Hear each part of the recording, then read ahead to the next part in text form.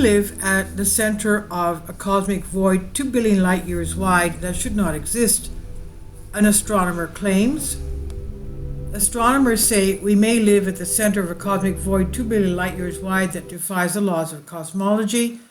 A growing list of observations suggests we live in the crosshairs of a giant cosmic void, the largest ever observed. They first suggested that such a void in 2013, and evidence for its existence has been stacking up ever since, and we may live in a void that should not exist, they say. According to a fundamental theory of cosmology named the cosmological principle, matter in the universe should be uniformly distributed on very large scales. This idea is important because it allows scientists to use the same laws of physics for objects near us and those far away from us, even at the edges of the early universe. Basically, everything follows the same universal rules. This approach helps us study and understand the universe better and suggests that large empty spaces, like the one we might be living in, should not really exist. However, many observations in the last 10 years indicate that matter in the universe may actually gather in areas of high and low density, which means it might not be as evenly distributed as we thought. By now, it's pretty clear that we are in a significant underdensity, said Jingle, a postdoctoral researcher fellow at the University of St Andrews in Scotland. He said there's a few people that are still opposed to it to a limited extent. For example, some people have correctly argued that such a void should not exist in the standard model, which is true. That, fortunately, does not prove it's not there, he said. Indra Nilbanik is a cosmologist studying the Hubble tension, which is the observation that the universe is expanding faster locally than expected based on universe observations. He thinks this faster expansion may be caused by a local void or underdensity, creating a Hubble bubble where the expansion rate appears higher due to the outflow from the void.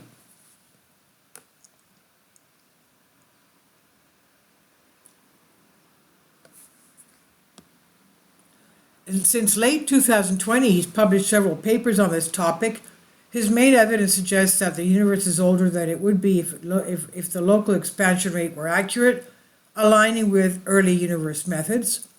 This implies that the observed redshift gradient with distance is enhanced compared to uniformly expanding universe, likely due to outward particular velocities, indicating we might be in a gigantic void that's about 20% less dense than the cosmic average. The KGB void defies the laws of cosmology. Banik co-authored a paper published late last year in the peer-reviewed journal Monthly Notices of the Royal Astronomical Society. It suggests we may live near the center of this void, named the KBC void. That's about 2 billion light years wide enough to fit 20,000 Milky Way galaxies in a row, stretched from one side to the other. The paper suggests that the L cold cloud matter, LCDM, model of the universe is having serious issues when compared to various observations. The biggest problem is the Hubble tension, which has a confidence level exceeding 50, a very high level of statistical significance. Galaxy counts reveal the Keenan-Barger-Cowie KBC supervoid, a large area with fewer galaxies out to 300 megaparsecs, which does not fit well with the lambda CDM model. Previous work by Hasselbauer and colleagues showed that a higher local Hubble constant can naturally occur due to gravitational forces pulling material away from the KBC supervoid. Their model predicts that the speeds of galaxies should be much higher than what the lambda CDM model suggests. This aligns with a recent finding by Watkins and colleagues, which discovered that galaxies in the Cosmic Flows Ford catalog are moving significantly faster than expected on scales of MPCs.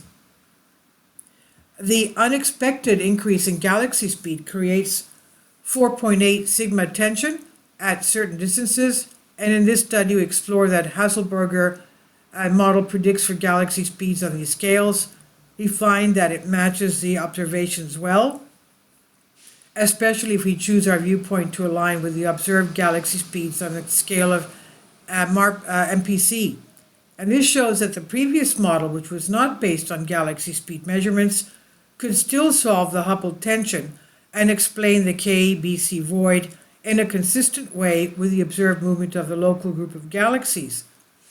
Our results suggest that many cosmological issues could be solved if structures in the universe grow more efficiently than what the lambda CDM model predicts on larger scales. The KBC void is not totally empty. It can be because we live in it, but if Banach and his colleagues' calculations are correct, the void would be about 20% emptier than space outside its border. That may not seem like a big deficit, but it's enough to cause some confusing behavior in our local cosmic neighborhood, according to the recent study. Nearby stars and galaxies are moving away from us faster than expected. Cosmologists used a value called the Hubble constant to measure how quickly the universe is expanding. This constant should be the same everywhere, but local galaxies and stars seem to be moving away faster than it suggests.